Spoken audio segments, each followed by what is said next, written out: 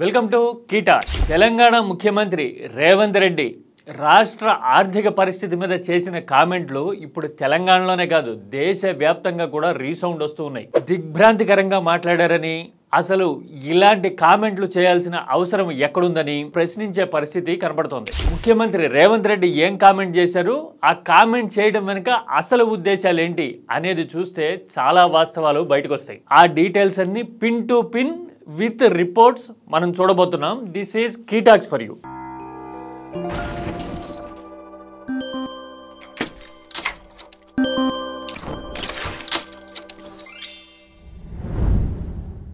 తెలంగాణలో ఆర్థిక పరిస్థితి చాలా దయనీయంగా ఉందని, అప్పు కూడా పుట్టట్లేదు అంటూ సీఎం రేవంత్ రెడ్డి మాట్లాడిన మాట, అప్పు పుట్టట్లేదు, ఎవడు బజార్లో నమ్మడం లేదు.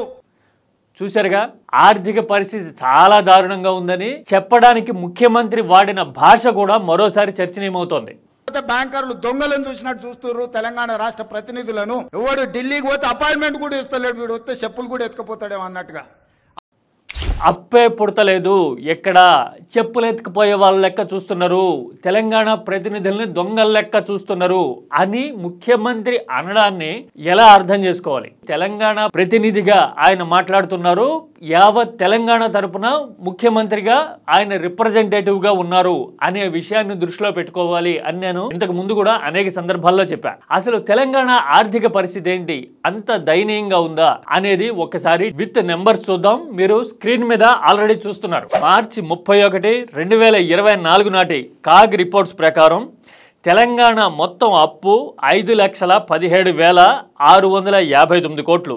టోటల్ డెట్ ఇన్ జిఎస్డిపి అంటే గ్రాస్ స్టేట్ డొమెస్టిక్ ప్రొడక్ట్ లో రాష్ట్ర అప్పుల వాటా 34% ఉంది. ఇక్కడ రాష్ట్రంలో ఉత్పత్తి అవుతున్న వస్తువులు సరుకు విలువలో 34% అప్పులున్నాయి అనేది. మీరు ఇంకొక డాక్యుమెంట్ స్క్రీన్ మీద చూస్తూ ఉన్నారు. చుట్టుపక్కల రాష్ట్రాల పరిస్థితి ఎలా ఉందో ఇందులో ఉంది. తమిళనాడుకి 8.3 అప్పులుంటే ఉత్తరప్రదేశ్ కి 7.7 లక్షల కోట్ల అప్పులున్నాయి. మహారాష్ట్రకి 7.2 లక్షల కోట్ల అప్పులున్నాయి. అలాగే మన పక్కనున్న ఆంధ్రప్రదేశ్ కి 4.9 లక్షల కోట్లు అప్పులు ఉన్నాయి అనేది నివేదికలు చెప్తూ ఉన్నాయి. ఈ నివేదికలను బట్టి చూస్తే తెలంగాణ అప్పులు మరీ అంత భారీ స్థాయిలో లేవు. ఆర్థిక పరిస్థితి మరీ అంత దయనీయంగా దుఃఖించాల్సినంత పరిస్థితిలో, చేతులు ఎత్తేయాల్సిన పరిస్థితిలో లేనే లేదు అనే విషయం అర్థమవుతుంది. ఇక దేశవ్యాప్తంగా మీరు స్క్రీన్ మీద చూస్తున్నారు.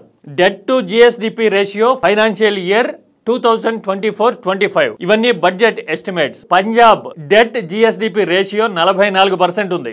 హిమాచల్ ప్రదేశ్ 42% ఉంది. వెస్ట్ బెంగాల్ 36%, దాదాపు 37%, రాజస్థాన్ 36%, బీహార్ 35% పైగా డెట్ జిఎస్డిపి రేషియోతో ఉన్నాయి. ఆ తర్వాత ఆంధ్రప్రదేశ్, ఉత్తరప్రదేశ్, మధ్యప్రదేశ్, మిజోరాం లాంటి రాష్ట్రాలు వస్తే ఆ తర్వాత తెలంగాణ ప్లేస్ కనబడుతుంది. అలాగే ఫిజికల్ డెఫిసిట్ 3% ఉంది. అంటే this is the average deficit of Indian state. ఈ లెక్కలను బట్టి చూస్తే తెలంగాణ ఆర్థిక పరిస్థితి అంత తీసికట్టిగా లేదు. హామీల అమలు విషయంలో ఒత్తిడి పెరుగుతోందా?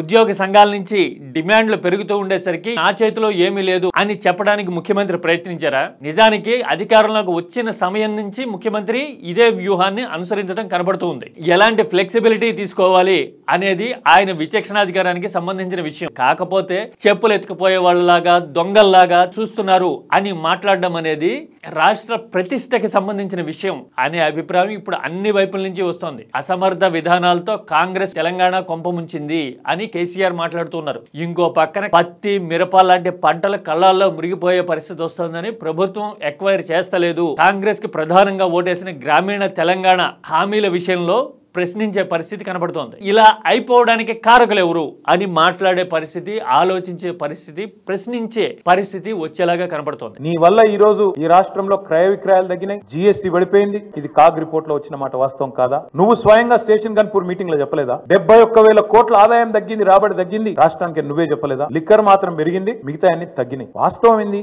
ఇచ్చిన హామీల విషయంలో గానీ, కొత్తగా అడుగుతున్న వాటిలో గానీ చేయడానికి తన చేతిలో ఏమీ లేదని, అసలు ఇలాంటి పరిస్థితి రావడానికి కేసీఆరే కారకుడు అని ప్రజలందరూ అనుకోవాలి అని సీఎం రేవంత్ కోరుకుంటున్నారు అనే విషయం మనకు అర్థమవుతుంది. మీ అభిప్రాయాలు కామెంట్లో చెప్పండి. This is K Talks for you.